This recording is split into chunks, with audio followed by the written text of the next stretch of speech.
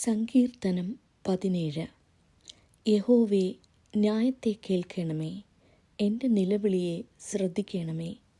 കപടമില്ലാത്ത അധരങ്ങളിൽ നിന്നുള്ള എൻ്റെ പ്രാർത്ഥനയെ ചെവിക്കൊള്ളണമേ. എനിക്കുള്ള വിധി നിൻ്റെ സന്നിധിയിൽ നിന്ന് പുറപ്പെടട്ടെ.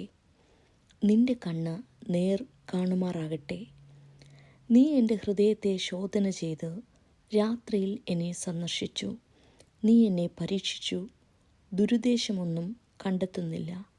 എൻ്റെ വായ് ലംഘനം ചെയ്യുകയില്ല എന്ന് ഞാൻ ഉറച്ചിരിക്കുന്നു.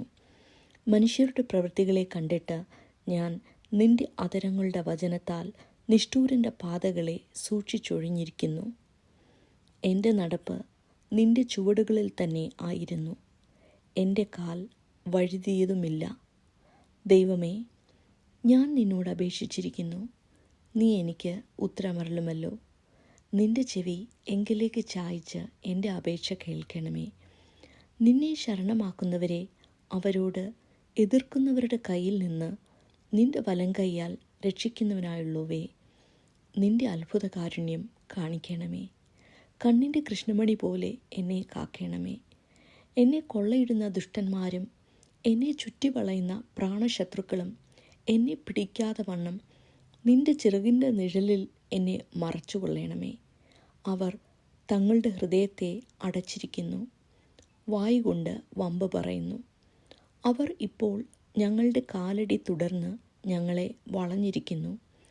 ഞങ്ങളെ നിലത്ത് തള്ളിയിടുവാൻ ദൃഷ്ടിവെക്കുന്നു. കടിച്ചു കീറുവാൻ കൊതിക്കുന്ന സിംഹം പോലെയും മറവിടങ്ങളിൽ പതിയിരിക്കുന്ന ബാലസിംഹം പോലെയും തന്നെ. യഹോവേ, എഴുന്നേറ്റ് അവനോട് എതിർത്ത് അവനെ തള്ളിയിടണമേ. യഹോവേ, എൻ്റെ പ്രാണനെ നിന്റെ വാൾ കൊണ്ട് ദുഷ്ടൻ്റെ കയ്യിൽ നിന്നും തൃക്കൈ കൊണ്ട് ലൗകിക പുരുഷന്മാരുടെ വശത്തു നിന്നും വിടുവിക്കണമേ. അവരുടെ ഓഹരി ഈ ആയുസ്സിലത്രേ. നിന്റെ സമ്പത്ത് കൊണ്ട് നീ അവരുടെ വയറ് നിറയ്ക്കുന്നു. അവർക്ക് പുത്രസമ്പത്ത് ധാരാളമുണ്ട്. തങ്ങളുടെ ധനശിഷ്ടം അവർ കുഞ്ഞുങ്ങൾക്ക് വെച്ചേക്കുന്നു. ഞാനോ നീതിയിൽ നിന്റെ മുഖത്തെ കാണും. ഞാൻ ഉണരുമ്പോൾ നിന്റെ രൂപം കണ്ട് തൃപ്തനാകും.